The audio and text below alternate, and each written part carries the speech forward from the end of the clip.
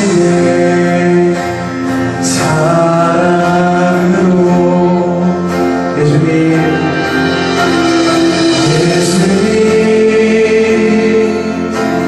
사랑합니다. 예수님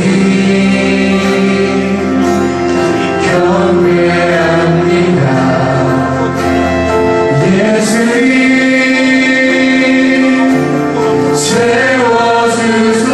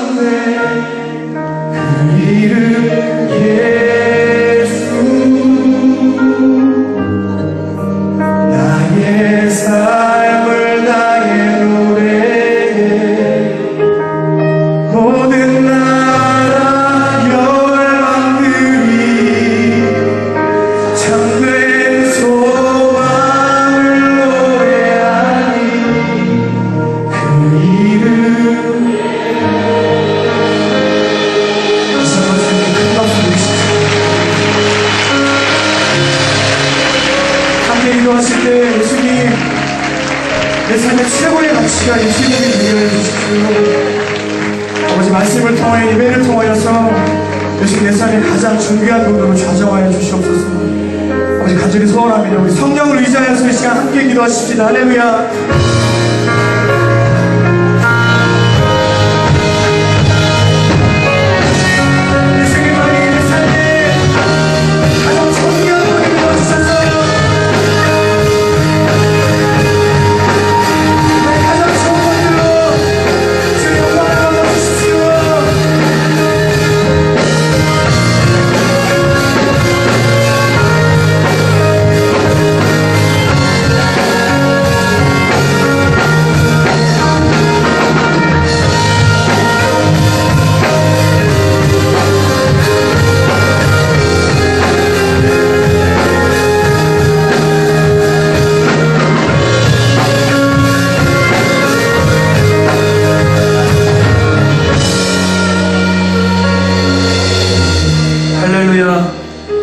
모든 영광과 찬양과 경배를 받게 합당하신 하나님을 찬양합니다. 하나님, 저희들 이 자리에 불러주셔서 감사합니다. 죽음에서 생명으로 옮겨주셔서 감사합니다. 모든 나라의 주인이시고 만물의 창조주이신 하나님을 섬기는 백성으로 삼아주셔서 감사합니다. 아버지, 우리의 모든 마음을 담아 신령과 진정으로 예배하게 하옵소서. 하나님, 따뜻한 5월을 가정의 달로 기념하게 해주셔서 감사합니다. 하나님의 가능성이 자라는 거룩한 인큐베이터인 교회와 가정을 더욱 사랑하게 하여 주옵소서. 하나님, 오늘 특별히 장인철 강사님을 모시고 비전 특강을 이어가게 해주시니 감사합니다. 정말 강사님의 강의 하나하나가 우리 안에 잘 심겨지게 하시고 잘 자라서 하나님이 우리에게 허락하신 하나님 그 멋진 삶을, 영광스러운 삶을 살아가게 하여 주옵소서. 하나님, 말씀에, 예배에 집중하지 못하게 방해하는 사단의 공격을 막아주시고 끝까지 신령과 진정으로 예배드리게 하여 주옵소서. 예수님의 이름으로 기도드리옵나이다. 아멘.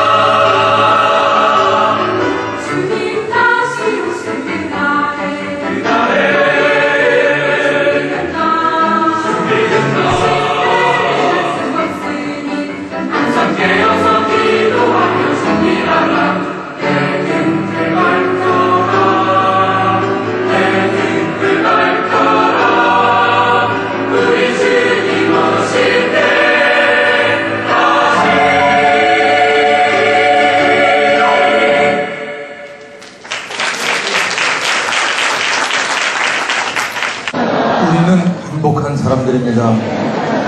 자, 우리 다시 한번 이렇게 부릅니다. 당신은 정말 행복한 사람입니다.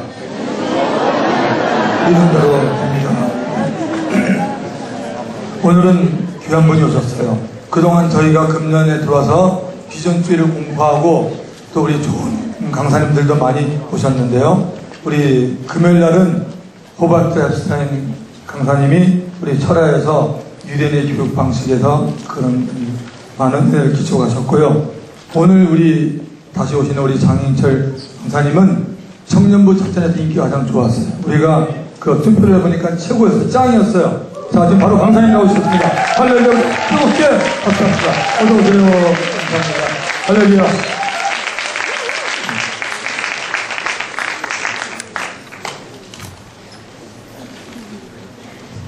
안녕하세요. 반갑습니다.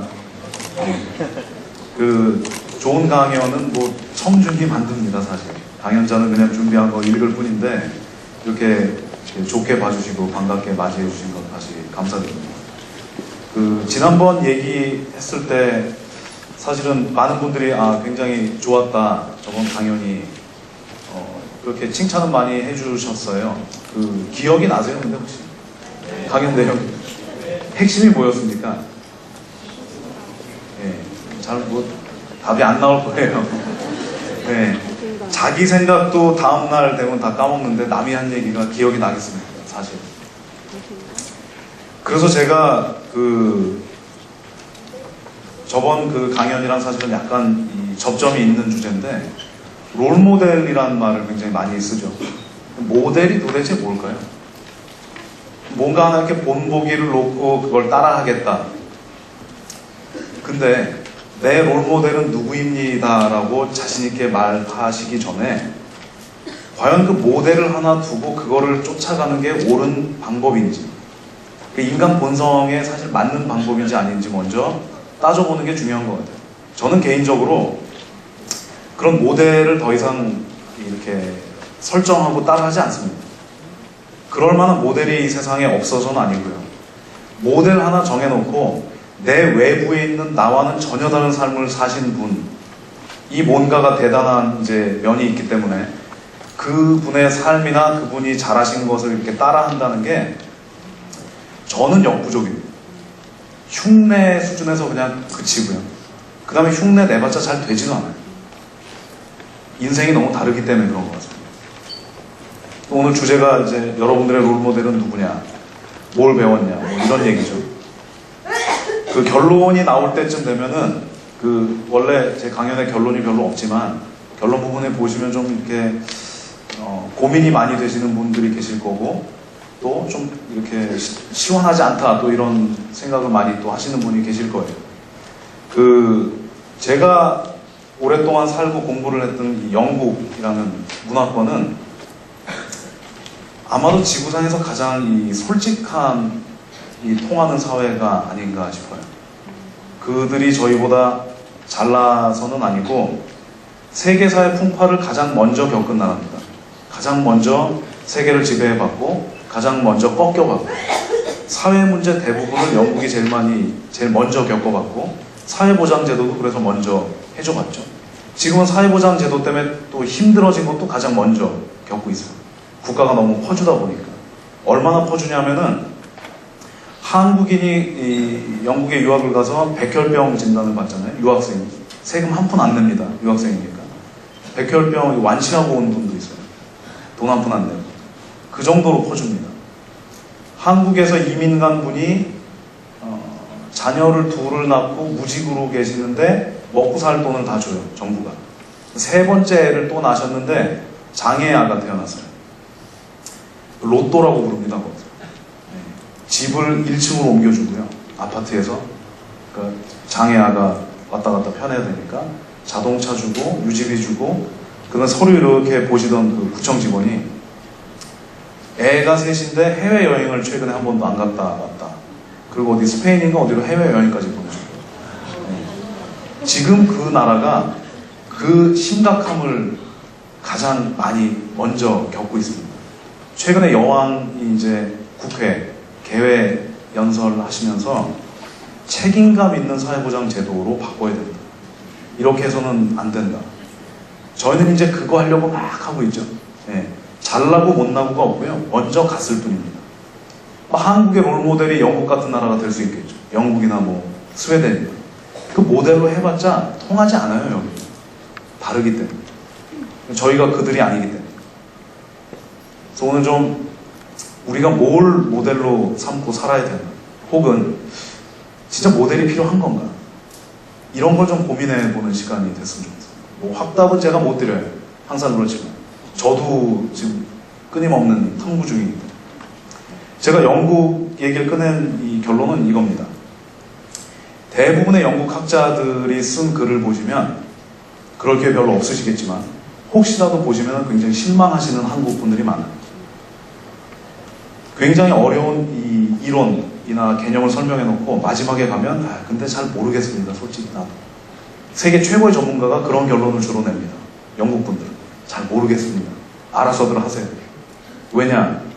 전문가라는 사람의 발언이 얼마나 필요 이상의 권위를 갖는지 알고 있기 때문에 겁나는 거예요. 내가 틀릴지도 모르는데 이 얘기 때문에 또 얼마나 많은 사람들이 좌우될까, 많은 사람들의 의견이. 한국 분들은 그런 걸 보면 짜증을 내세요. 이게 뭐야? 속 시원하게 뭔가 답을 내려줘야지. 답을 내리는 거를 굉장히 어리석다고 생각하는 민족입니다.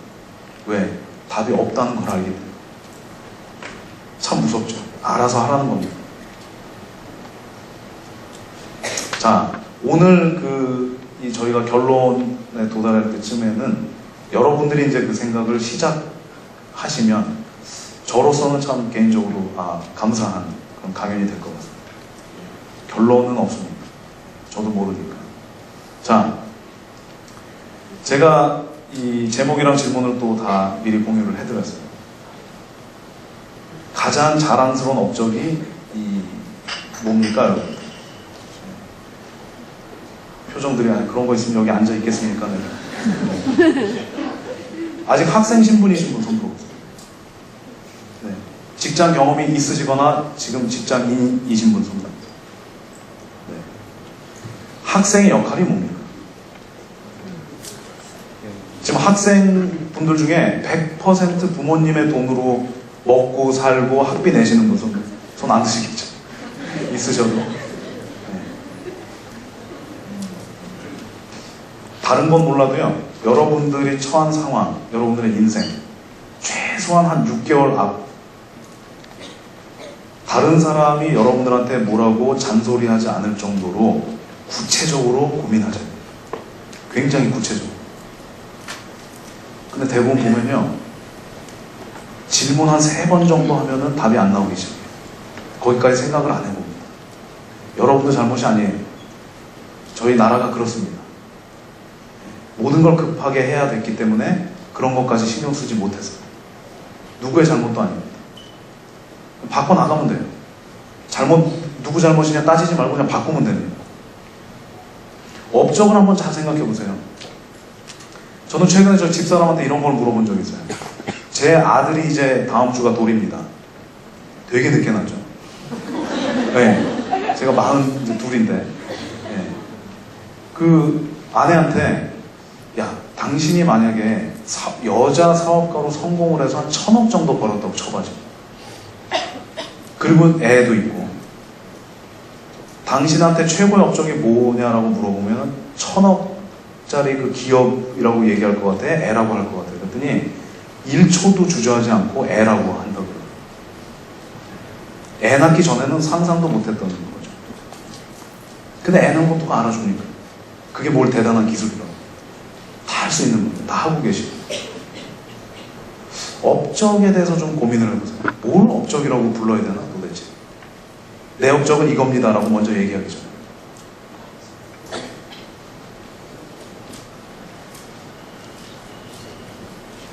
업적에 관한 우리의 생각으로 좀 시작을 해보겠습니다. 항상 그렇듯이 우리가 뭘 업적으로 여기고 있는지.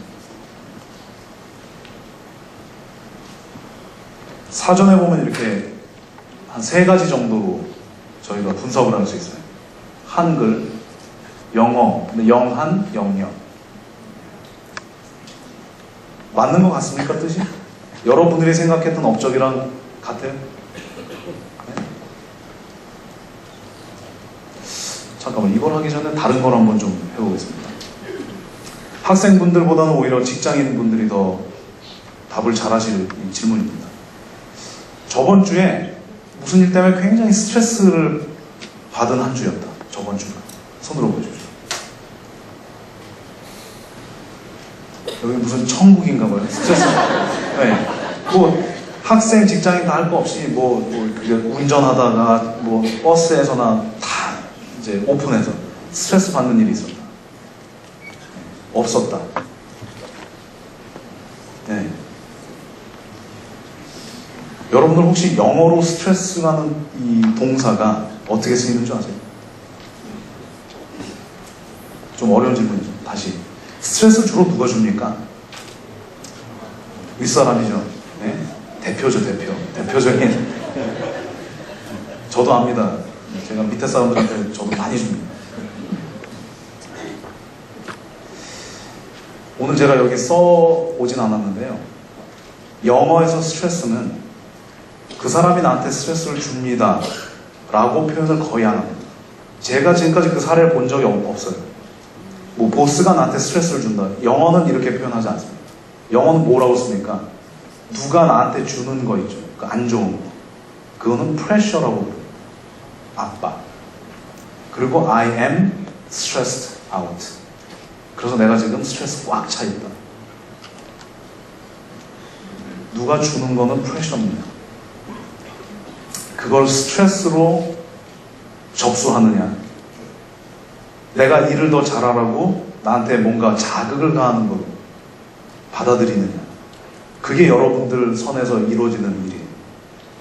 그렇기 때문에 절대로 이 영어권 국가 사람들 교육을 잘 받았다면 He is giving me a lot of pressure 이렇게는 쓰지만 그 스트레스로 이렇게 바꿔 쓰진 않아요. 제가 가끔 강연을 하다 보면 좀 오해를 받을 때가 있는데 영어권 민족이 앞서 있는 게 분명히 있습니다. 그들의 언어에는 이런 것까지 다 구분되어 있어요. 저희보다 몇 번 생각을 더 하고 말합니다. 그들이 쓰는 언어들이 의미가 있어요. 한국 사람들이 쓰는 언어의 의미가 좀 딸립니다. 그건 저번 강연에도 제가 말씀드렸죠. 저희 언어가 소리를 흉내내는 그 1차 목적을 갖고 있는 언어다 보니까 뜻을 잘 담지 못해요. 업적도 굉장히 어려운 단어입니다. 근데 이제 여기 꽤 많은 분들이 이 뜻을 보시고 아 내가 생각한 거랑 좀 비슷하다. 그럼 한번 볼까요? 업적. 친절하게 이 소리 나는 것까지 써놨어요. 업적. 이거 모르는 사람이 없을 텐데 여러분은 온라인상에 그 화면 한 글자 한 글자가 다 돈인 거 아시죠? 네? 이거 한국의 제1 포탈에 올라간 건데 저는 그쪽 전문가로서 좀 약간 안타까워요. 저 픽셀, 저 바이트를 저렇게 쓸데없는 데다 왜 쓸까? 저 다 돈인데.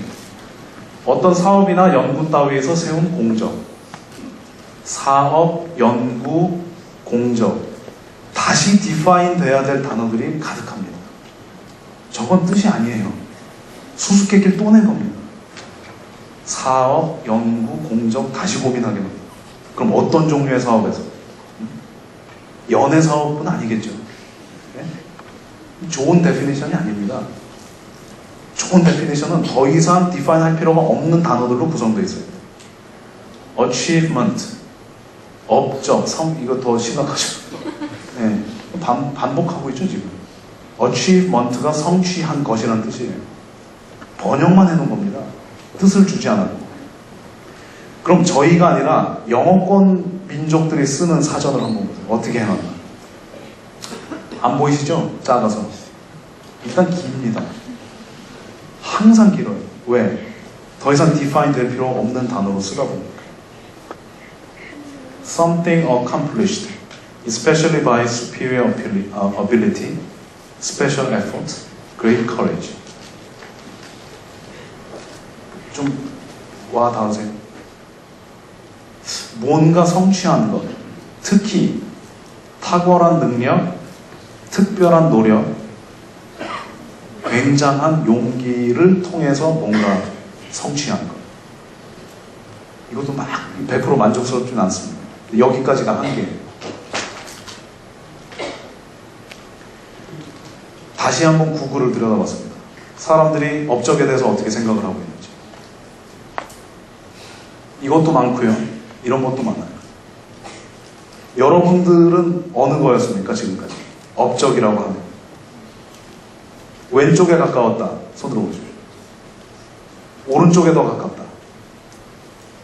왼쪽, 오른쪽 차이 아세요? 뭡니까?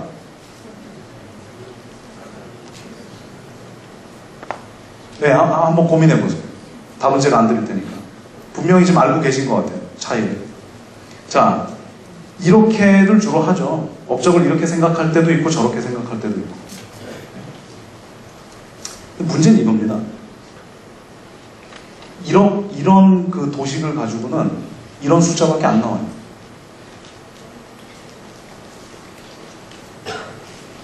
혼자서도 평가하고 인정할 수 있는 업적. 혼자서도 평가하고 자랑스러워할 수 있는 그 무엇을 업적이라고 부르면 이게 되는 거죠. 누가 안 알아줘도 되는 거죠. 그렇죠.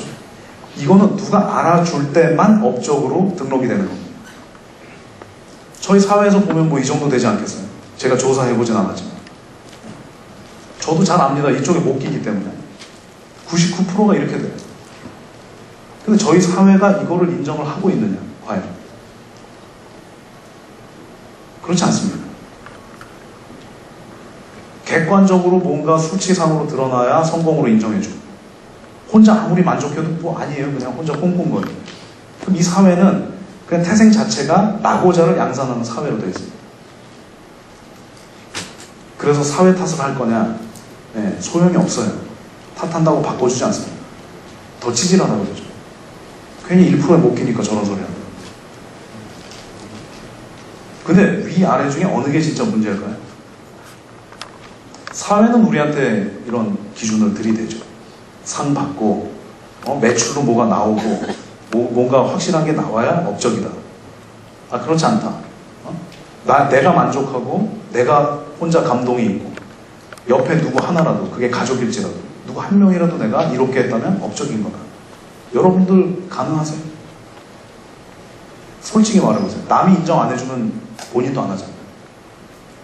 다시 말하면 남의 인정에, 남의 생각에 자기 인생을 그냥 맡긴 겁니다. 포로로 지금 그냥 잡혀있는 상태. 그래서 맨날 뭐하냐? 직장 상사, 주변 친구, 부모 지났죠. 부모 나이는. 그 다음에 친구, 구걸해. 그들의 인정 구걸합니다. 유일하게 그것만이 자기 인생의 업적인 줄 알아요. 그 생각을 바꾸지 않으시면 계속 그냥 그 99%로 살다 죽어요. 1%에 끼는 건 굉장히 어렵습니다. 그렇다고 저희가 못한다는 얘기는 아니에요. 확률상 어렵다는 얘기입니다. 근데 저희 인생을 그렇게 허비할 수는 없지 않습니까? 누가 인정해주지 않는다고 죽을 때까지 나는 나고자야. 업적 하나 없이. 이러고 살 수는 없잖아요. 다시 한번 보세요. 제가 그 영한사전, 그 다음에 한글사전을 좀 이렇게 비판하긴 했지만 그래도 공통점이 하나 있습니다. 뭐가 보입니까? 100% 정확하진 않지만 특히 아래 두 개. 남이라는 개념이 전혀 안 나와요. 사전에도. 업적이라는 단어에 남이 인정해 주는 것. 이런 거 안 나옵니다. 근데 도대체 우리는 학교라는 이 조직에 속하기 시작하면서 사회생활을 하죠. 가정생활이나 사회생활에서 도대체 어떤 세뇌를 받기 때문에 꼭 업적은 누군가의 인정을 받아야만 되고 상을 받아야만 이 의미가 있다고 생각을 하는 걸까요? 조금 더 깊게 파고들자면 여러분들 뭐 제 나이가 되면 좀 많이 면역이 되니까 괜찮습니다. 여러분들 본인 인생의 의미를 타인의 인정으로 결정하다가는 큰일 납니다. 인정해주지 않고요. 일단 첫째가 인정받기 되게 힘들어요. 그럼 다 실패자로 뭐 우울증 걸려서 사실 겁니까? 독립적이 돼야 됩니다. 선진국과 선진국이 아닌 나라의 가장 큰 차이는요, 돈이 아니에요. 그 국민들의 독립적 사고 수준이 어느 정도냐입니다. 박근혜 대통령이 미국에 가서 영어로 연설을 하셨는데 저는 굉장히 좋았습니다. 보기가. 일단 영국 액센트를 쓰시더라고요. 영국 선생님한테 배우셨는지. 그래서 저는 이제 영국 액센트를 이렇게 익숙한 사람이니까 야 멋있다. 왜냐면 여자분이 영국 액센트를 제대로 구사하는 게 굉장히 멋있습니다. 사실. 미국 영어보다. 따라하기도 힘들고. 다음날 회사 갔더니 저희 이제 팀원들이 뭐 인터넷상에서 뭐 발음이 안 좋네 뭐네 막 욕을 한대요. 무슨 프로치를 달았는데 뭐 그게 얼마짜리다 뭐 그런 글 올리는 사람이 문제가 아니고요. 그런 거 갖고 얘기하는 사람이 문제입니다. 저 영국에 살면서 여러분들 월드 와이드 웹이 영국 사람이 만들어낸 거예요. 영국이 본산지입니다. 미국이 세계화 시켰고 저 영국에 살면서 한 번도 인터넷에 뭐가 올라왔기 때문에 상처받아서라는 말을 들어본 적이 보지도 않습니다. 너무 저급한 수준의 그 여론이기 때문에 여론도 아니죠. 네. 그거 다 만들어내는 게 제가 알기로는 반이 넘습니다. 블로그에 쓴 글 3분의 2 이상이 그냥 마케팅용으로 억지로 쓴 거예요. 근데 왜 한국 사람들은 거기 그렇게 목을 맬까? 마치 그게 무슨 권위를 갖고 있는 왜 그런데 그렇게 귀가 얇을까? 여러분 그 귀가 얇은 상태라면 이런 얘기해봐야 아무 소용없어요. 결국은 또 이 자리를 떠나고 나면 또 신경이 쓰이기 시작할 테니까. 내 친구가 뭐라 그러는지, 인터넷에 어떤 그 여론이 지금 떠돌고 있는지. 영국 사람들이 인터넷에 댓글 보는 시간에 그들은 뭘 하느냐? 책을 봅니다. 서점 가서. 한국이 가야 될 길 중에 하나예요. 그렇게 갈 겁니다. 그래요. 성숙할수록 그쪽으로 가는 경향이 강하니까. 저야 뭐 그게 좀 빨라졌으면 이렇게 좋겠다 욕심을 갖고 있는 사람이고 왜냐면 저희가 못할 게 없거든요. 이전 직장에서 당신의 가장 자랑스러운 업적이 뭐였습니까? 라고 질문하면 어떻게 답하시겠습니까? 이건 굉장히 현실적인 문제입니다. 이직할 때 경력자라면 저 질문 꼭 나오죠. 경험 있으신 분 아실 거예요. 꼭 나오면서 제대로 답하는 사람 1%도 안 됩니다. 적어도 제가 면접했던 사람 중에 저 답을 제대로 한 사람이 없어요. 한국 분 중에. 왜일까요? 일단 왜 답을 못하는지 먼저 좀 살펴보겠습니다. 이런 답이 많이 나와요. 저는 최선을 다해 제게 맡겨진 일을 잘했습니다. 팀의 일원으로서 팀워크를 중시하고 성실하게 일했습니다. 뭐 다 좋은 얘기죠. 굳은 일도 마다하지 않고. 주로 인턴 경험하셨던 분들이 하죠. 어려움에 직면한 프로젝트를 끈기와 열정으로 끝까지 열심히 했습니다. 경험이 있으실 거예요. 이런 답을 해보시고. 그럼 앞으로 이런 질문을 받으면 또 이렇게 답하실 분이 계실 거고. 이게 구분이 안 되고 있습니다. 지금.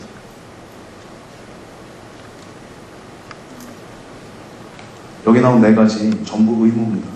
이거 잘했다고 업적으로 봐주지 않아요. 절대. 너무너무 당연한 겁니다. 아니 그럼 맡겨진 일 최선 다 안 합니까? 회사에서. 이거는요. 미니멈이라 안 했을 때는 쫓겨나거나 욕먹거나 하지 이걸 잘했을 때 칭찬받지 않아요. 근데 왜 우리가 항상은 아니지만 왜 주로 이런 수준의 답을 하는 이 실수를 범할까요? 뭐가 문제이기 때문에. 이런 혼동이 의무와 업적도 구분을 잘 하지 못하는 혼동이 도대체 어디서 올까? 바로 역할입니다. 역할에 대한 정확한 정의가 세워져 있는 사람과 그렇지 않은 사람이 저 질문에서 판가릅니다. 다시 여러분 학생으로서 역할 리스트업 하라 그러면 답 나오세요. 공부를 열심히 한다. 졸업을 해서 어느 직장에 들어간다. 뭔가 이렇게 있어야 되겠죠. 당신의 역할을 얼마나 정확히 알고 계십니까? 이게 제 질문입니다. 현재 여러분들 역할이 어떻습니까? 제가 예를 한번 보여드릴게요. 아까 반갑게도 어떤 분이 윗사람이 스트레스를 되게 많이 준다. 예. 예, 윗사람 얘기를 제가 갖고 왔습니다. 저는 일단 윗사람이라는 표현 자체가 싫어요. 이게 무슨 뭐 노예제도가 있는 것도 아니고 위아래 뭐 잘 모르겠습니다. 왜 이렇게 구분하는지. 그러나 저희가 엄연히 쓰고 있는 용어니까, 개념이니까. 윗사람이 도대체 뭐 하는 사람입니까? 일 시켜놓고 사우나 가는 사람. 팀원들이 열심히 해온 거 공 가로채는 사람. 많죠? 네. 여러분들이 만약에 조직에서 한 명이라도 관리를 하고 있는 관리자시라면 최소한 이 정도는 하셔야 됩니다. 최소한. 학교에서 어디 무슨 뭐 동아리나 뭐나 어떤 조직의 리더를 지금 리드 역할을 담당하신다. 누군가를 관리해야 되는 입장이시라면 최소한 이 정도 답은 나와야 돼요. 주로 기업에서는 이런 이름을 붙여놓습니다.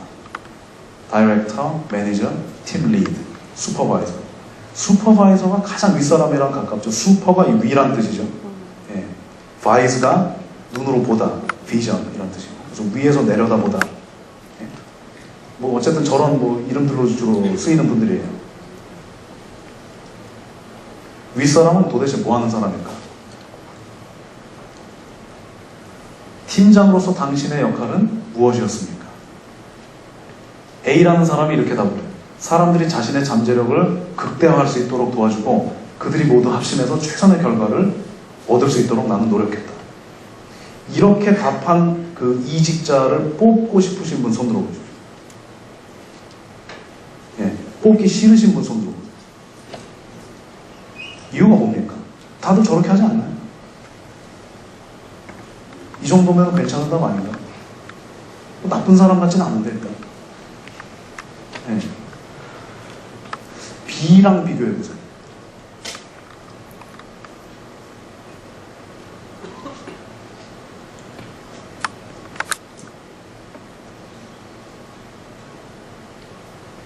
어떻습니까? 편집증 환자 같다. 리더는 편집증 환자가 돼야 됩니다. 자기가 리드하는 사람들을 위한 편집증 환자. A는요, 무능한 게 아니라 나쁜 놈입니다. 심하게 표현하죠. 아무 생각 없이 회사 다니는 거예요. 아무 생각 없이 회사 다니는 사람들이 이런 답합니다. 여기 단 하나라도 구체적인 게 있습니다. 이 사람이 무슨 일을 했는지 아시겠어요? 도대체. 근데 이게 덕담으로 받아들여지는 게 저희의 현실입니다. 글로벌 기업에 만약에 뭐 아시아 태평양 담당자가 와서 면접했는데 이런 답합니다. 무슨 붓고 떨어진 건 아니라 저 비웃음납니다. 그럼 반면에 B는 어떤 사람이냐? 이 사람이 자기 역할을 최소한 3가지로 본 겁니다. 뭔가 팀원들이 보고 따라올 수 있는 거를 마련해줘야 된다. 왜? 내가 리더니까. 리더니까 리드해야 되잖아요. 리드하려면 뭘 바라봐야 되지 않습니까? 그 바라볼 수 있는 걸 하나 마련하겠다는 거죠. 근데 그 바라볼 수 있는 건 대부분 모호합니다. 그러니까 그 바라볼 수 있는 게 하나가 결정이 되면 그걸 약간 땅 밑으로 끌어내려서 구체화시켜요. 주로 숫자죠. 그럼 이제 이 팀원들은 열심히 달려서 그 숫자를 맞춰야 되죠. 맞출 때 장애물이 많이 생깁니다. 장애물 제거해주죠. 왜? 자기가 더 파워가 있으니까. 그리고 그 목표로 나가는 길에 뭐 난관이 많죠. 사람이 하는 일이니까. 근데 항상 여러분들 리더 역할을 해보시면 아시겠지만 결정을 내려야 될 순간에 그 결정을 제대로 내릴 만큼 정보가 주어지는 경우는 거의 없습니다. 모르는 상태에서 그냥 찍어야 돼요. 이게 리더의 운명입니다. 힘들어요. 근데 해야 됩니다. 틀린 결정을 하는 게 틀릴까봐 결정을 안 하는 것보다 훨씬 좋다는 그 데이터는 너무 많아요. 이거는 자기 역할이 뭔지 이미 정하고 회사를 다닌 사람입니다. 내가 리더라면 최소한 이 3가지는 해줘야 돼요. 이거의 애플리케이션은 한두 곳도 없습니다. 자식이면 뭐 역할이 뭐겠어요? 딱 나옵니다. 부모님한테 잘하는 애인지 아닌지가 너 그럼 집에서 역할이 뭐야? 물어보면 딱 나와. 주로 나쁜 자식들 안 나옵니다. 다. 생각해 본 적이 없거든요. 당신은 어떤 업적을 남겼습니까? 좀 아까 질문은 뭐였습니까? 역할이 뭐였냐였죠. 그럼 이런 사람한테 그럼 오케이 역할은 이제 됐다. 그럼 당신은 어떤 업적을 남겼습니까? 똑같은 답 나와요. 저는 뭐 저희 팀원들이 아주 자기 잠재력을 발휘했을 때 다 해줬습니다. 뭘 다 해줘? 어떻게 알아요? 확인이 불가능하잖아요. 여러분은 업무상 비즈니스상 사람을 만날 때 확인이 불가능한 얘기 많이 하는 사람 조심하십시오. 네. 진짜 뭔가 있는 사람들은 확인 가능한 얘기를 많이 합니다. 근데 이제 B라는 사람이 당신의 업적이 뭐였냐? 그럼 저는 그 팀에 부임해서 일단 이게 문제였기 때문에 이런 전략을 세웠습니다. 이 문제를 해결하면서 동시에 목표를 달성하는 거예요. 그래서 그 전략에 맞는 요런 목표를 줬습니다. 근데 그 목표를 실행하다 보니 이런 문제가 생겼기 때문에 제가 그런 거를 제거해 줬습니다.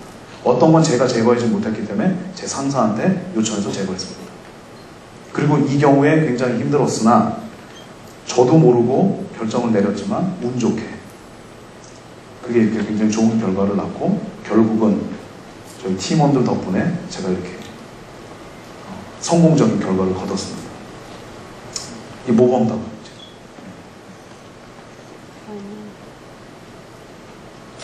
구체적인 역할 정의에서 구체적인 업적이 나옵니다. 여러분들이 본인이 해야 될 일이 뭔지 알아야 그 다음에 업적을 낼 수가 있습니다.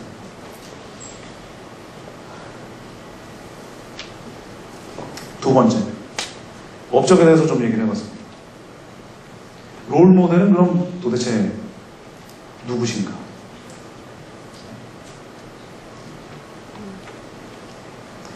업적과 롤이 굉장히 긴밀한 관계를 갖고 있다는 걸 보여드렸죠. 롤 모델도 뭐 역할 모델 말 그대로 하잖아요.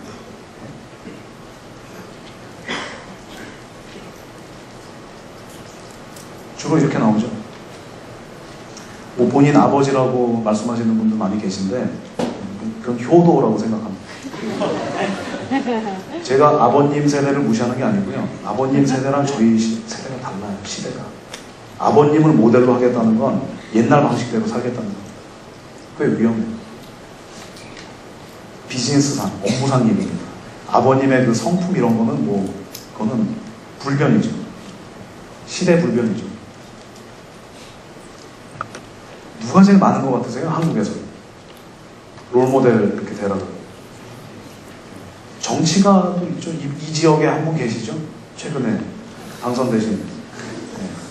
그분이 롤모델. 그럼 그분처럼 사실 건가? 아니 그분처럼 사셨나? 왜 그분이 롤모델이 될까? 저는 되게 궁금했어요. 너무 많은 한국의 젊은이들이 그분을 롤모델로 뽑는 걸 보고 잠깐만. 왜 이럴까? 왜 생각이 다 똑같을까? 그게 궁금하더라고요. 그거 다 국회의원 되시겠어요? 그렇게 싫어하시면서. 웃기죠? 서양에서는 제일 많은 것 같아요. 기업가가. 기업가 제일 많고요. 기업가 중에 굉장히 힘들었다가 성공한 사람들 제일 많이 존경합니다. 그 사람처럼 돈을 많이 벌고 싶다도 있겠지만 난관 극복을 굉장히 중요하게 여겨요. 서양 사람들. 그 이면에 뭐가 있냐? 인생이 난관의 연속이다. 라는 진리를 알고 있기 때문에 그런 겁니다. 대학들이, 아이비리그나 좋은 대학들이 학생을 뽑을 때 성적보다는 난관 극복 경험을 많이 봅니다. 영미권. 이유를 물어봤어요. 그랬더니 인생이 난관의 연속 아니에요. 뭐 대학에서 인생 가르칠 겁니까? 어차피 교육인데. 대학은 그렇지 않지만 대학을 졸업한 후에 인생 아닙니까? 진짜 인생. 우리는 그 인생에서 잘 나갈 애들을 미리 뽑는 거다. 이런 얘기입니다. 너무 맞는 말이죠. 한국은 여전히 시험 잘 보는 거 없습니다. 세상에 나가죠? 시험이 없어지잖아요. 할 수 있는 게 없어져요.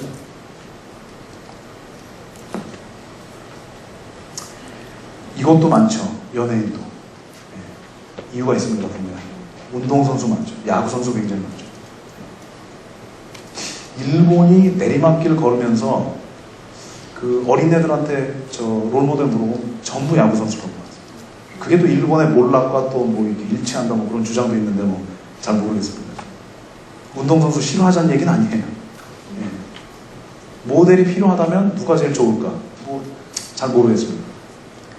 제 질문은 사실 이겁니다. 왜 필요하세요?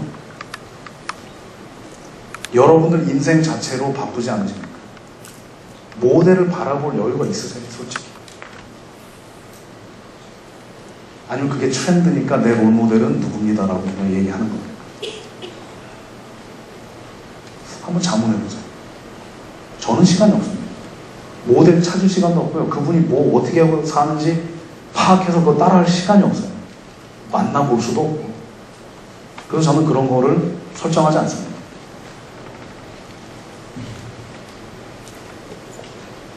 여러분들이 왜 롤모델이 필요한지는요, 여러분들의 역할과 목표와 관계가 있습니다. 롤모델이 왜 필요한지, 아니면 누구를 롤모델로 골랐는지. Roles and goals. 이 서양 사람들이 많이 같이 쓰는 단어인데, 그게 좀 가군이 있죠. 롤에 관해서는 저희가 앞에 충분히 논의해본 것 같아요. 역할에 대해서 얼마나 구체적으로 접근해야 되는지. goal에 관해서 좀 얘기를 해보겠습니다. 여러분들의 목표. 여러분들이 롤모델을 필요로 하는 이유 중에 하나. 어느 쪽입니까? 뭐가 필요하기 때문에 롤모델의 필요성을 느끼세요? 이거 두 개 아니라 딴 거 있다. 솔직히 잘 못 믿겠습니다. 저 둘 중에 하나일 거예요, 분명히. 자, 왼쪽이 의미하는 바는 분명하고요. 오른쪽은 뭘까요? 여러분들 지겨울 정도로 반복하지만 세상이 뭐라고 얘기하는 거에 여러분들의 생각을 맡기지 마십시오. 여러분들 생각이 그 정도로 가치가 낮지 않습니다. 세상에서 어떤 의도로 떠들어대는지 모르는 그 세상의 시류에 여러분들의 가치 판단을 맡기지 마세요. 큰일 납니다. 구글에서 찾아봤을 때 대표적으로 wealth, rich, success 이거 나옵니다. 오른쪽은 제가 뭘 서치했냐? ethical life, right living, 올바른 삶, 도덕적인 삶. 그 참 재밌죠? 도덕적인 삶 대표적인 그 이미지가요, 한쪽엔 천사, 한쪽엔 악마, 양쪽에 서로 꼬시고, 인간은 거기서 막 갈등하고. 어떻게 보면 굉장히 좋은 정확한 표현인지도 모르겠어요. 실제 저희 처지가 그러니까. 이 두 가지가 의미하는 것은 이 부와 올바른 삶입니다. 여러분도 지금까지 롤모델의 필요성을 느끼시고 고르셨을 때 왼쪽이 간절했기 때문에 고르셨습니까? 오른쪽이 간절했기 때문에 고르셨습니까? 왼쪽 손 들어보세요. 네, 전 이런 분들 좋아합니다. 솔직하신 분들. 오른쪽 손 들어보세요. 자, 롤모델 나도 당신만큼 필요 없이 살았다. 손 들어보십시오. 다시 왼쪽 손 들어보십시오. 꼭 더 많이 올라가요. 자, 왼쪽 다 하죠. 저도 했습니다. 지금도 하고 있는지 모르고. 그리고 이게 안 중요하지 않습니다. 절대. 저희가 이거로 측정을 당하는 사회에 살고 있습니다. 근데 과연 이거로 롤모델이 필요할까요? 돈은 그냥 돈을 잘 버는 방식으로 살면 되지 않습니까? 돈 잘 버는 방식은 저 리서치 해보니까 잘 버는 것보다는 안 쓰는 거더라고요. 그러니까 쓰는데 장사가 없다라는 그 한국의 저 격언이 대단한 인사이트입니다. 저번에도 말씀드렸지만 저보다 연봉이 한 3분의 1 되는 제 동창, 지금 저보다 더 많아요. 돈이. 안 씁니다.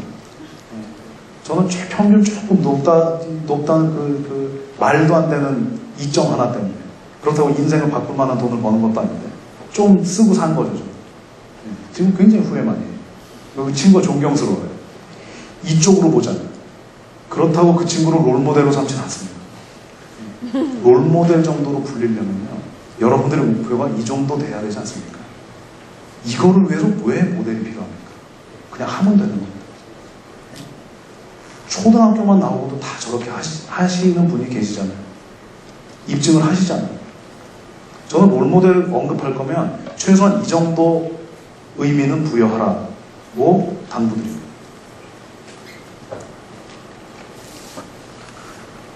만약 목표가 오른쪽에 있는 올바른 삶이었다면 성서에 나오는 롤모델을 한번 볼 필요가 있습니다.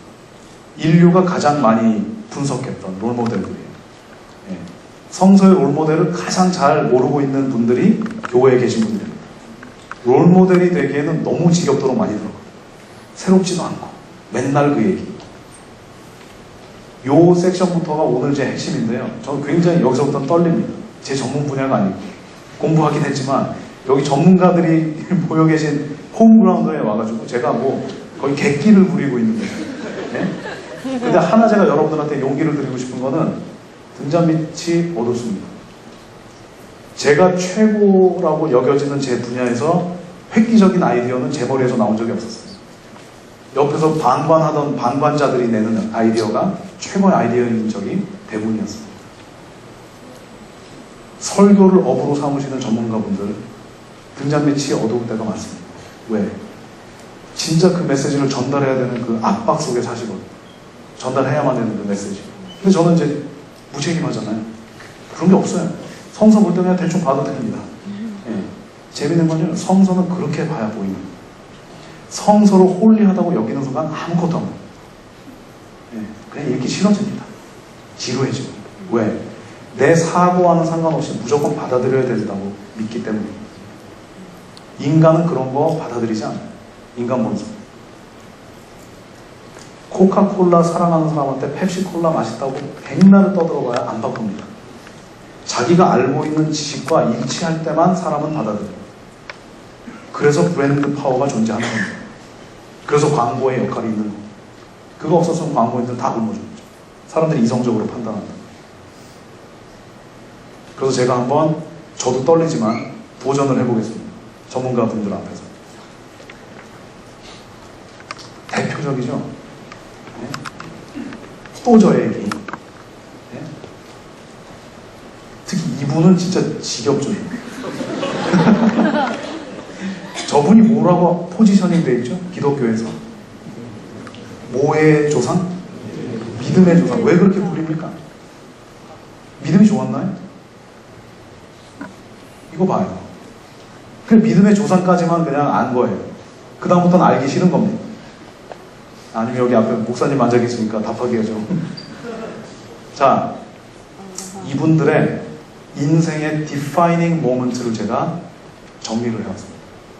이분들이 언제 스파크를 일으켰는지, 언제 180도 변하는 패러다임 시프트를 경험했는지.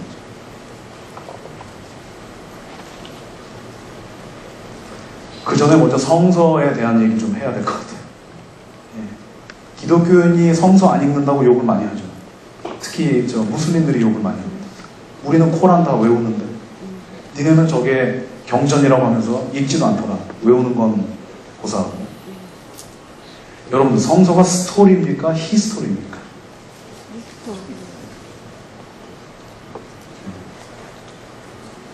멍청한 질문입니다. 굉장히 멍청한 질문입니다. 사이언티픽합니까? 언사이언티픽합니까?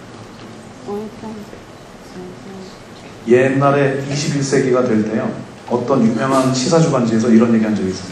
20세기 최고의 독재자 둘, 사이언스와 디모크라시, 과학과 민주주의가 최대 독재자라고 뽑은 시사주간지가 있습니다. 왜? 이거 사이언티픽해. 이거 scientifically proven 했어. 이거 과학적으로 입증됐어. 아무도 질문을 안 해요. 마치 그게 진리입니다.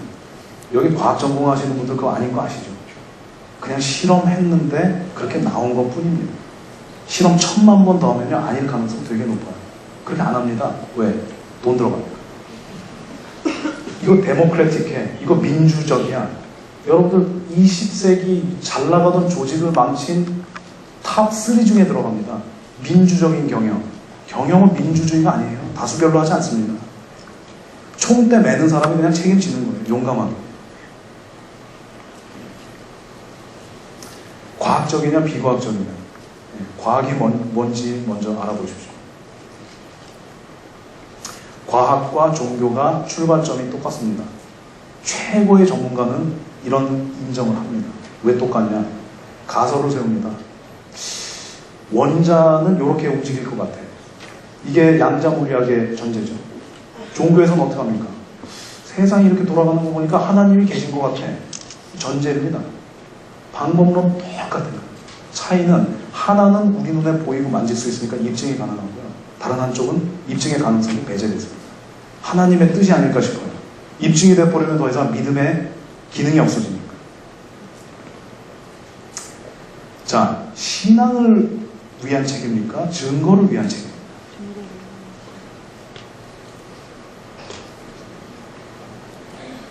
나 성서 열심히 읽어. 창피하세요? 자랑스러우세요? 교회에선 자랑스럽고 나가면 창피하죠? 아닙니까?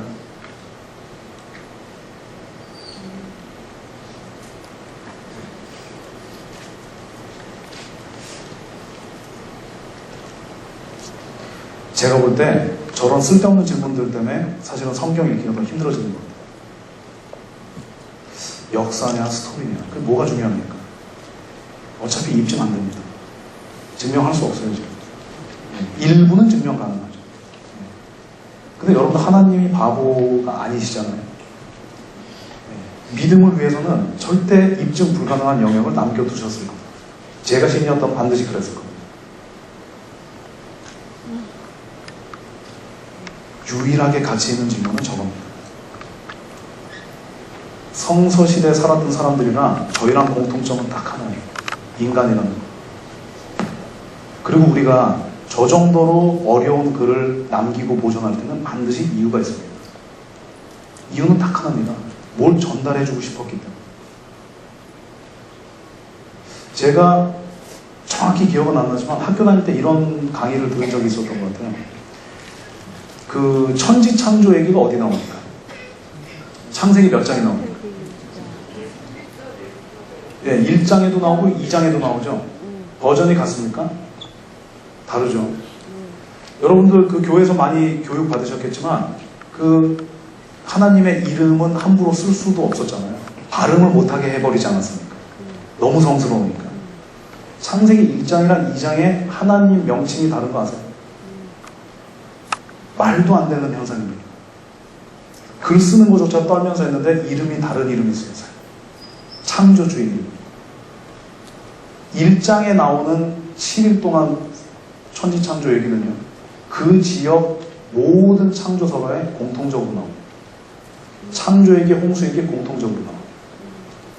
유태인들이 후대에 왜 그걸 갖다가 자기네 경전에 1번 챕터로 써놨을까요? 당대 가장 유력했던 창조 얘기를 자기네 경전 맨 앞에다 써놓은 거예요. 왜일까요? 하나님 이름도 다르겠어요. 저는 그게 굉장히 고민이에요. 저 나름대로 내린 결론은 제 결론입니다. 따라오지 마세요. 예, 그냥 저는 이걸 은혜를 받았기 때문에. 창조론이랑 진화론이랑 싸우면 창조론은 누가 디펜드합니까? 기독교인들이 하죠. 여러분들 기독교가 하나 실수한 게 있는데요. 창조 얘기는 기독교의 이슈가 아니에요. 인간의 이슈입니다. 인류의 이슈예요. 저희가 너무 열심을 내다 보니까 인류가 고민해야 될 이슈를 기독교의 이슈로 바꿔놨습니다. 그 다음부터 어떤 현상이 벌어지냐. 레이블이 하나 달리면요. 인간 본성은 공격하게 됐습니다. 누군가가 거기다 레이블을 붙여요. 창세기 1장에 나오는 창조선언은 제가 볼 때는 세계가 인정할 수 있는 스토리였던 것 같아요. 당시에. 유대인들이 그거를 1장에 놨다는 얘기는 이거는 유대인만의 이슈가 아닌 거다. 이건 온 인류의 이슈다. 그거를 알려주고 싶지 않았을까. 그 다음에 2장에서 나오는 창조 얘기는 이제 굉장히 주이시 얘기입니다. 자기네 조상의 얘기니까. 저는 하여간 이렇게 성서 보는 걸 즐깁니다. 이게 은혜가 되더라고요. 이상하게. 성서 롤모델들의 결정적인 순간이죠. 저는 창세기 1장에 아담과 이브 얘기에 1장이 아니죠. 4장에 아담과 이브 얘기의 주인공은 아담이 아니라 이브인 것 같습니다. 스토리 잘 아시죠? 예, 죄 짓고 아주 재밌어요. 이 정도까지 자세히 보셨는지 모르겠습니다. 하나님이 좀 바보로 나옵니다.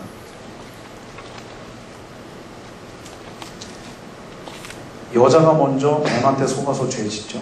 속은 것도 아니죠. 그냥 욕심이 나니까 넘어간 거죠. 남자는 또 여자 말 들었죠. 하나님한테 걸렸죠. 제일 먼저 하나님이 누구한테 묻습니까? 남자한테 물어요. 그 남자가 하나님한테 삿대지는 거예요. 당신이 준 여자 때문에 내가 이렇게 됐잖아. 하나님 바보 같아요. 거기서 저 같으면 죽였을 것 같아요. 저거 봐라. 지조라고 했더니 이제 내 탓을 하네. 완전히 바보로 나오고. 그래? 여자한테 가서 물어보세요. 넌 왜 그랬냐? 당신이 만든 뱀이 지금 나를 꼬셔서. 하나님이 그거 듣고 제일 먼저 한 게 뭔지 아세요? 뱀을 벌합니다. 뱀한테는 변론의 기회는 안 줘요. 짐승이어서 그랬는지. 넌 평생 이렇게 저주받아.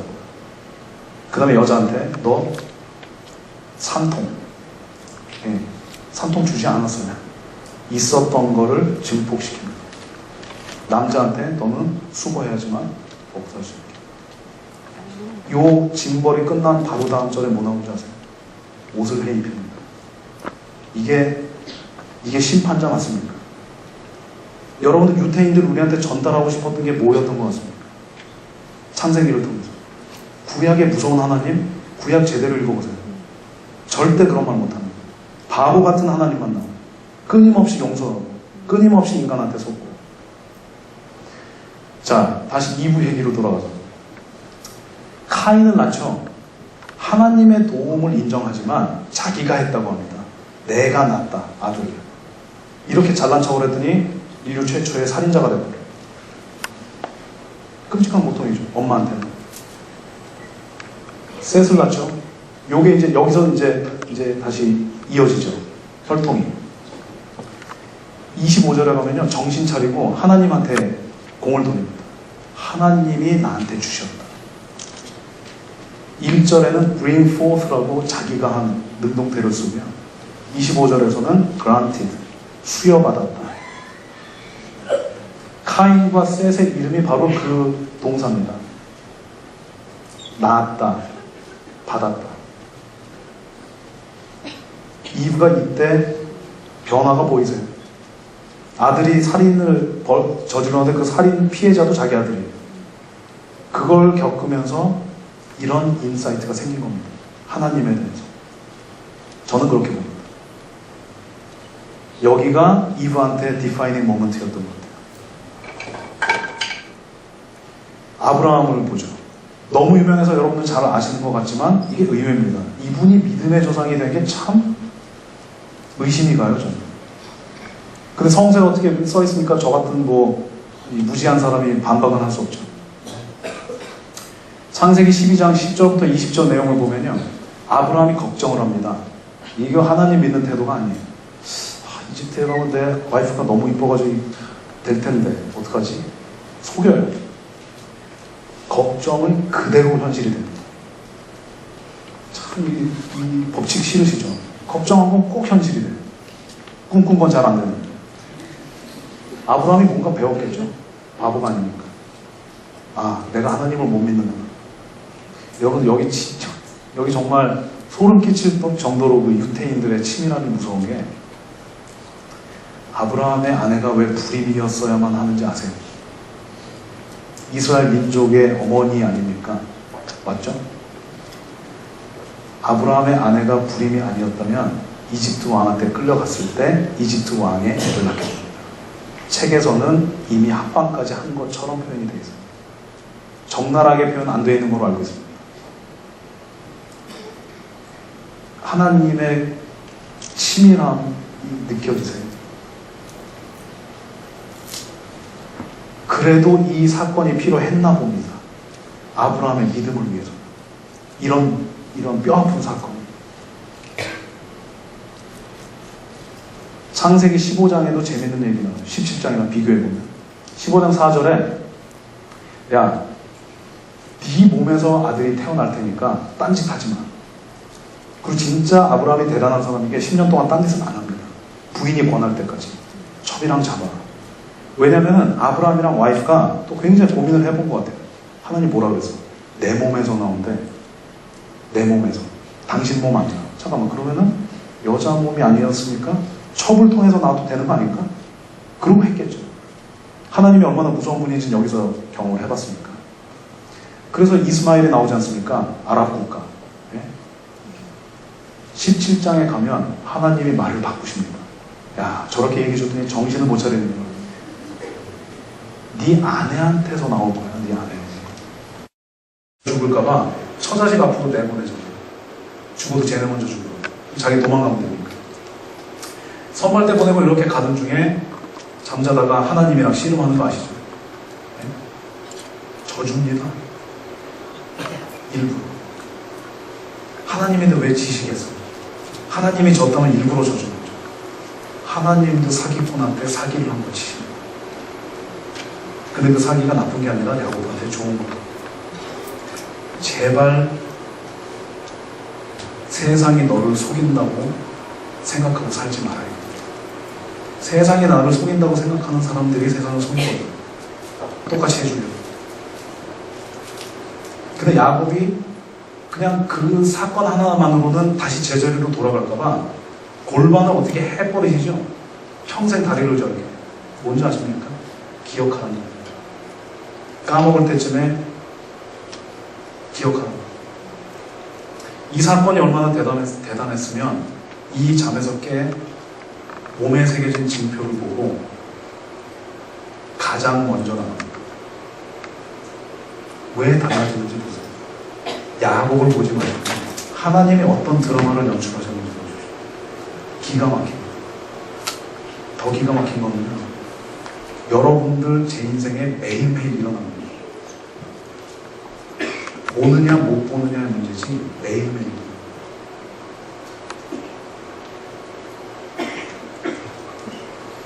모세 있죠? 예, 모세 되게 심플합니다. 딱 한 가지. 여러분 모세 보면 좀 불공평하다는 느낌 들지 않으세요? 똑같이 유태인인데 혼자만 살아남고 그 당시에 애기 다 죽이지 않습니까? 혼자만 이렇게 탈출을 했는데요.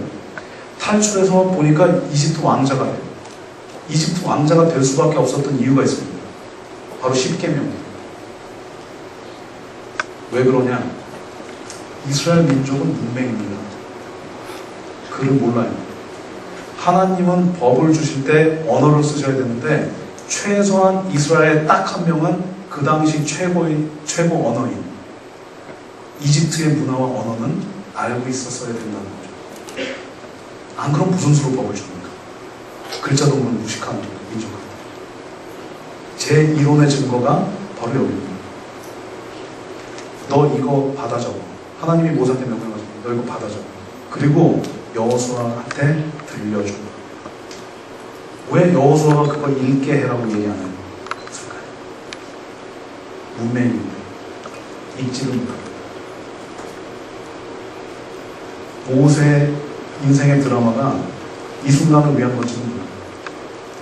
그랬기 때문에 이집트 왕자로 교육을 받았습니다.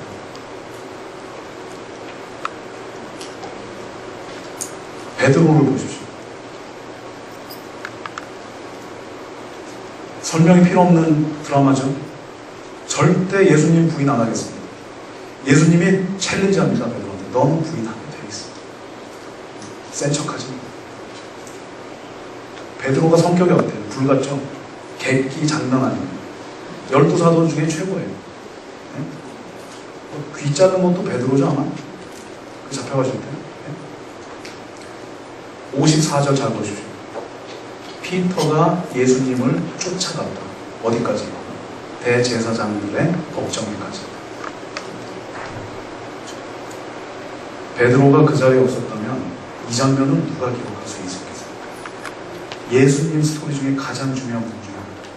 근데 그 부분의 특징은 예수 쪽 측근이 없어요. 목격자가. 전부 잡아 죽이고 싶은 사람들만 있는 장소입니다. 베드로가 가지 않았으면은 이게 저희한테 내려올 수가 없었던 정승이에요. 정말 황당할 정도로 놀라운 반전입니다. 예수님이 챌린지하는데 분명히 이유가 있으신 것 같아요. 거기 누군가 한 명은 필요했기 때문에. 베드로가 이거 겪고 나서 완전히 변하지 않습니까? 나중에 순교까지 당하고 예수를 부인했던 그 겁쟁이.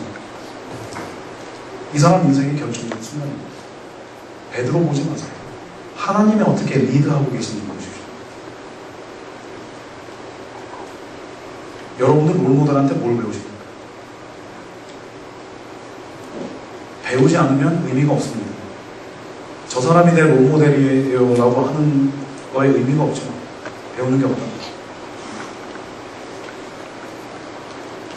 배움, 가르침.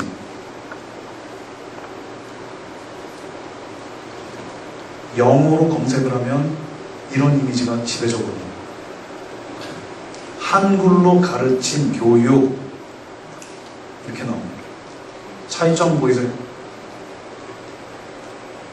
가장 눈에 두드러지는 차이점이 뭡니까? 배우는 자 중심, 가르치는 자 중심, 책임감. 배우는 내가 책임지겠다. 선생 탓하지 않아. 잘못되면 다 선생 탓. 한국이 아니라고 부인 못하시고.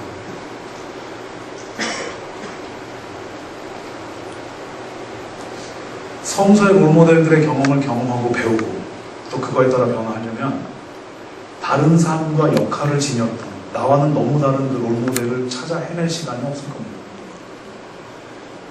가장 중요한 원칙입니다.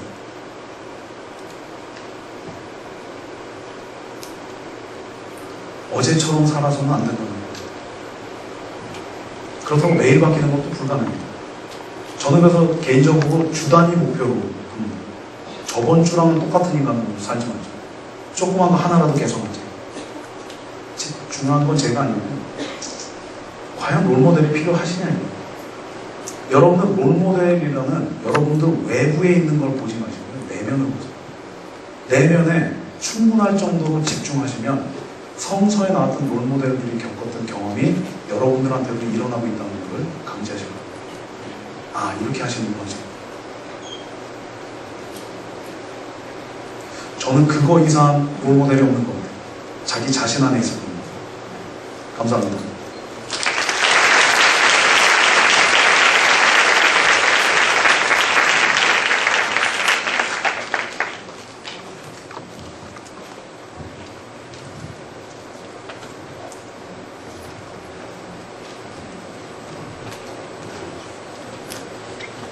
네, 할렐루야. 시간이 조금 많이 갔지만 우리 여러분 공과에도 좀 실렸기 때문에 하나님의 말씀을 제가 엄청 빨리 전하겠습니다.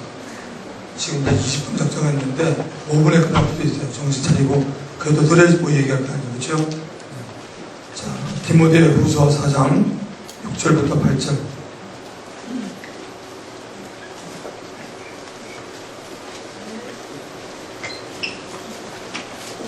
스크린 아마 나올 것 같은데요.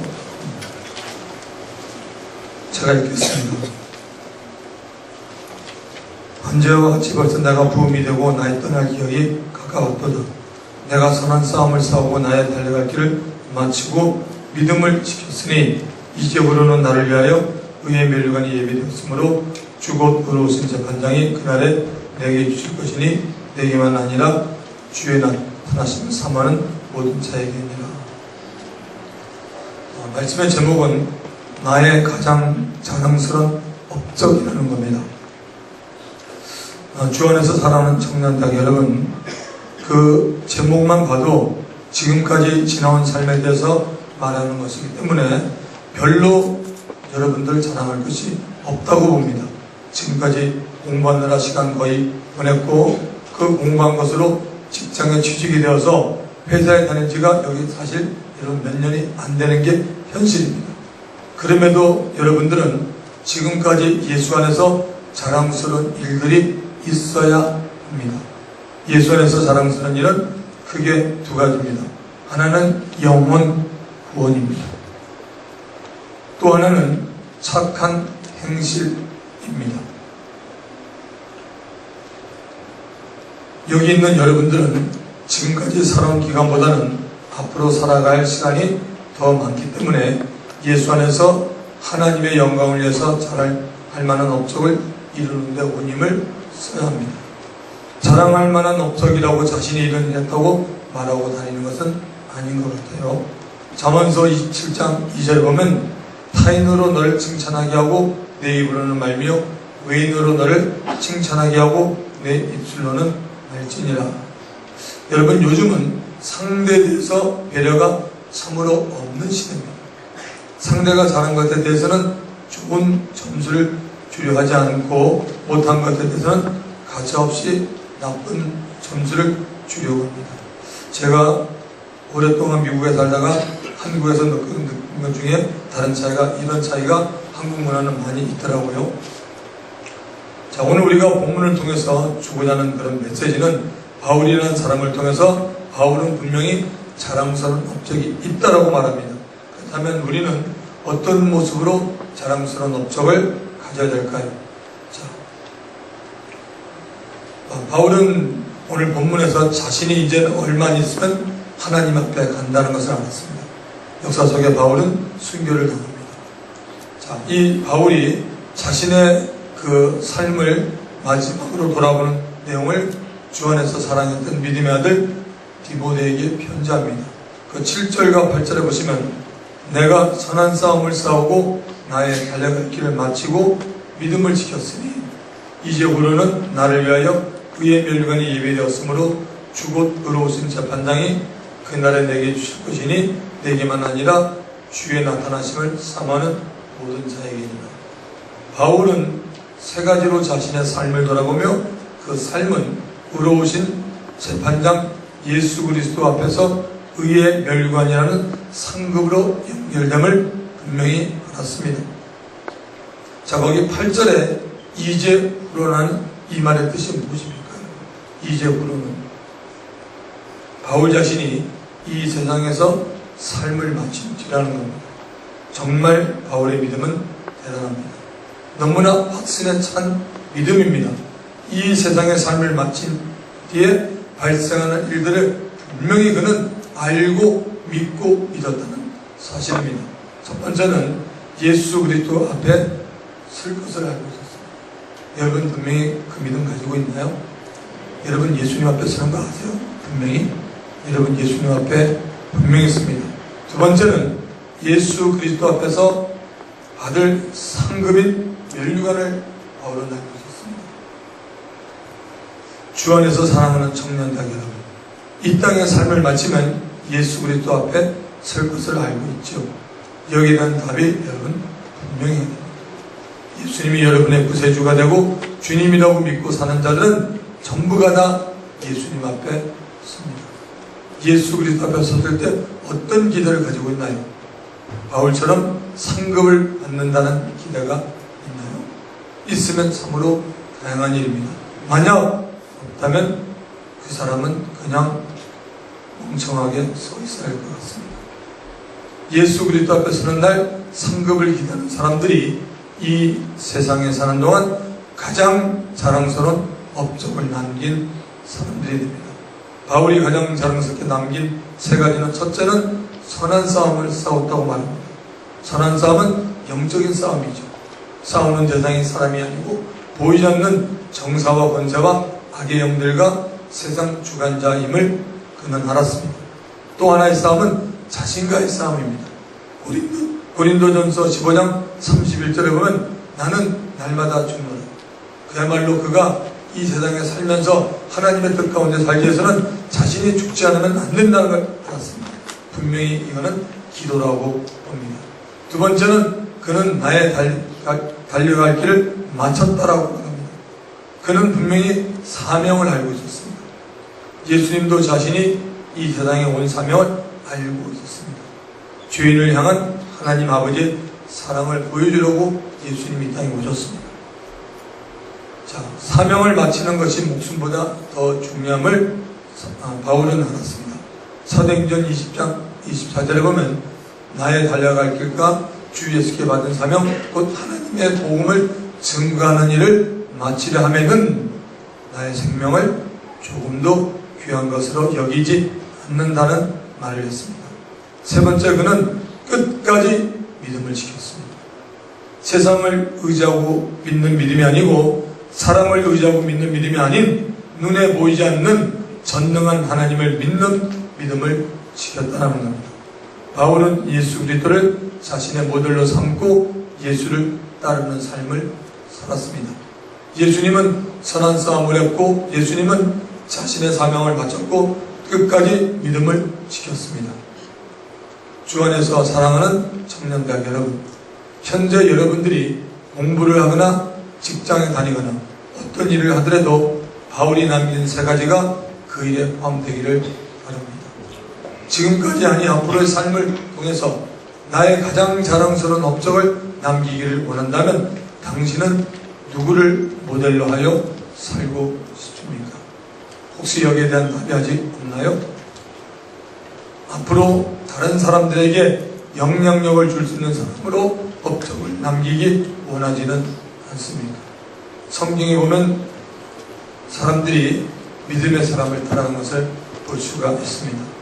오늘 제가 설교 반 정도는 자르려고 했는데 할 수 없습니다. 시간 관계상 그렇게 했고요. 오늘 여러분이 공부할 때 거기 보면 나오죠.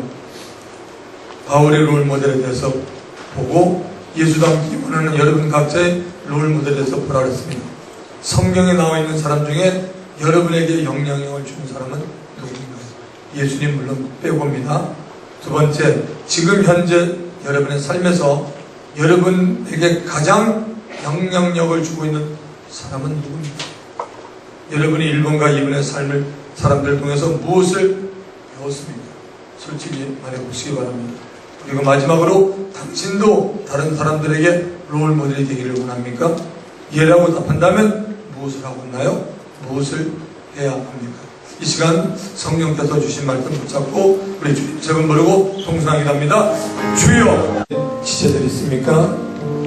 자리에서 한번 일어나 주시기 바랍니다. 그분을 주님의 이름으로 환영하기를 원합니다. 어디에 있든지 상관없습니다. 여러분, 하나님은 사랑의 하나님입니다. 우리 모두는 주님의 사랑을 이미 경험했고 받고 누리고 있는 자들입니다. 오늘 저희와 함께 예배드린 지체 있으면 여러분 자리에서 일어나 주시기 바랍니다. 2층, 1층 괜찮습니다. 네, 2층에 있어 일어나 주시고요. 네, 우리 아래층도 마찬가지입니다. 여러분 머뭇거리지 마시고 항상 기회라고 오는 거 아닙니다. 지금 여러분 주님이 그분을 만나기를 원하십니다. 자, 일어난 지체는 제 기도를 따라해 주시기 바랍니다. 하나님 아버지, 저를 사랑해 주시니 감사합니다. 저의 모든 죄와 허물을 예수님 십자가의 보혈로 깨끗이 씻어 주시고 구원하여 주시니 감사합니다. 지금부터 영원토록 예수님을 구주로 믿고 하나님을 아버지로 섬기며 성령님의 인도받아 살겠습니다. 저를 구원하여 주시니 감사합니다. 저를 축복하여 주시니 감사합니다. 예수 그리스도 이름으로 기도합니다. 저기 뒤에 자매님 오셨고요. 2층에 형제님, 자매님 오셨는데 우리 손을 쭉 뻗어서 함께 환영하겠습니다. 세상에서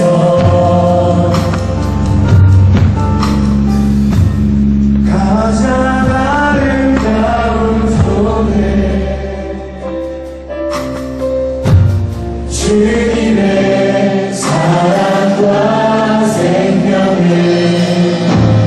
당신께 드리니 큰 박수로 받아주시면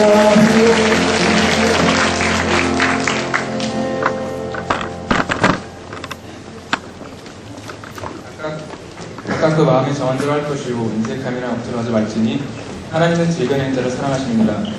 사랑과 은혜와 자비가 풍성한 하나님 아버지, 주님의 은혜와 사랑에 감사드립니다. 특별히 오늘 비전주를 허락하여 주시고 장희철 강사님과 이성태 목사님을 통해 나의 가장 사랑하는 업적이라는 특강과 말씀을 듣게 해주시니 감사합니다. 저희가 모두 그리스도의 장성한 분량으로 성장하여 주님께서 만드시는 작품의 도구로 온전히 순종하고 사용되도록 하여 주시고 다른 사람이 인정하는 업적이 아닌 주님께만 칭찬받고 주님께만 상급받는 업적을 이루도록 이끌어주세요. 주님께서 저희 청년대학부에 맡겨주신 말씀과 사명이 있습니다. 우리의 장막탈 넓히는 한 해가 되게 해주시고 러브모임 캠퍼스 사역과 노방전도를 통해 많은 청년들이 결신하여 함께 믿음과 신앙생활을 할 수 있도록 이끌어주세요. 이성태 목사님의 성경 강의, 문정필 목사님의 복음의 발자국, 1:1 전도 교육 및 멘토 교육과도 기름 부어주셔서 저희 청년대학부 지체들이 주님의 말씀 위에 바로 설 수 있도록 도와주세요. 이 시간 인색함으로 억지로 드리는 것이 아니라 주님께 기쁨과 즐거움으로 드리는 마음을 허락하여 주시옵시고 예물과 함께 올려드리는 청년들의 마음과 기도 제목을 주님께서 연락하여 주세요. 이 모든 말씀 감사드리며 사랑 그 자체이신 예수 그리스도로 간절히 기도드렸습니다.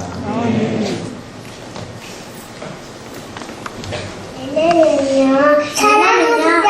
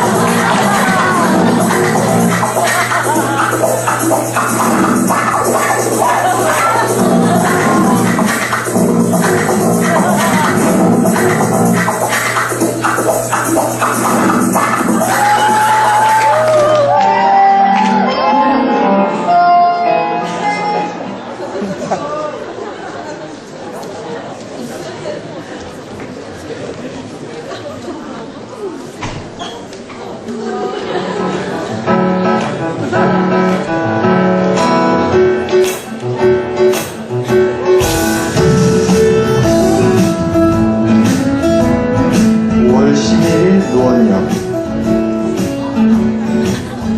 5월 8일은 광운대에서, 5월 10일은 서울여대에서 러브모임 캠퍼스 사역이 진행되고 있습니다. 그대로 캠퍼스 전도가 계속 진행 중이오니 청년들의 많은 참여를 부탁드립니다. 이성태 목사님의 성경 강의가 매 주일 오전 11시부터 12시 30분까지 비전센터 5층에서 진행됩니다. 문정필 목사님의 복음의 발자국은 매 주일 오후 5시 30분부터 6시 30분까지 비전센터 지하 1층 흰연화 사무실에서 진행됩니다. 오늘 복음의 발자국은 이성태 목사님께서 강의해 주십니다. 멘토링 TBC 교육 안내입니다. 5월 10일 오늘 예배 후 6시 30분부터 9시 30분까지 비전센터 지하 1층 팀 연합 사무실에서 있습니다. 멘토가 되길 원하시는 분은 한 분도 빠짐없이 참석해 주시길 부탁드립니다. 선교사님들과 함께하는 5월의 체육대회가 5월 17일 금요일 오전 10시부터 노회근린공원에서 진행됩니다. 종목은 형제, 배구, 족구, 자매, 피구가 있으니 각 팀과 구역 리더에게 신청해주세요. 순복음 노원교회 청년대학부 침례 예식이 5월 19일 주일 오후 1시에 있습니다. 침례자 교육은 예배 후 4시에 비전센터 지하 1층 청년선교회실에서 진행됩니다. 문정필 목사님과 함께하는 활력 동기 모임이 오늘 예배 후 5시부터 6시 30분까지 5층 베들레헴 성전에서 진행됩니다. 러브모임 예양단이 예배 후 4시 30분에 비전센터 2층 로비에서 모여 출발합니다. 여러분들의 많은 관심과 참여를 부탁드립니다. 전문 기능 구역원을 모집하고 있습니다. 분야는 드라마와 방송 분야가 있으니 드라마와 방송 같은 체험을 원하시는 분들의 많은 참여 부탁드립니다. IMD 예배 말씀 자막 디자인 체험단 모집 광고입니다. 5월 18일과 25일 2주간 진행되며 토요일 오전 11시부터 1시까지 본성전 6층 TFT 2 사무실에서 있습니다.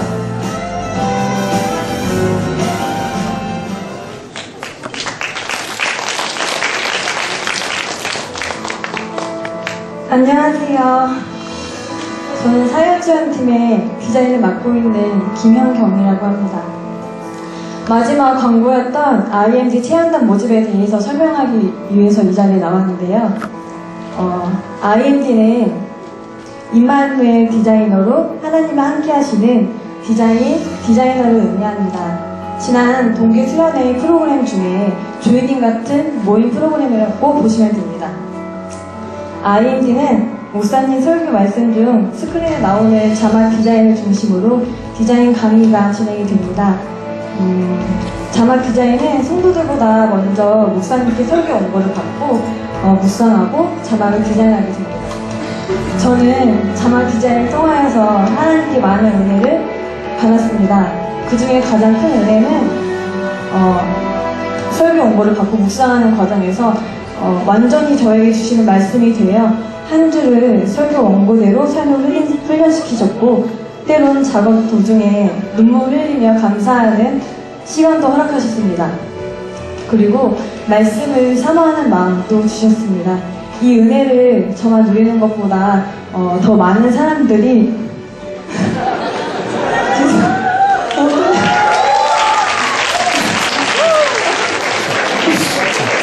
더 많은 사람들이 함께 나누는 것이 하나님께서 기뻐하실 것 같아 이 자리에 나와 모집하게 되었습니다. 관심은 있으나 디자인 프로그램을 몰라 주저하시던 분, 말씀을 사모하시는 분, 그리고 목사님 설교를 듣는 중에 자막을 보다 은혜를 받으셨던 여러분들 마음껏 지원해주세요. 준비물은 노트북과 필기 도구를 챙기시면 되시고요. 모임 시간은 5월 18일부터 2주간 진행될 예정입니다. 그리고 오전 11시, 1시까지 진행이 될 예정입니다. 장소는 본관 6층 TFT 20로 모여주시면 되시고요. 신청은 위에 있는 번호로 문자 접수 부탁드릴게요. 감사합니다.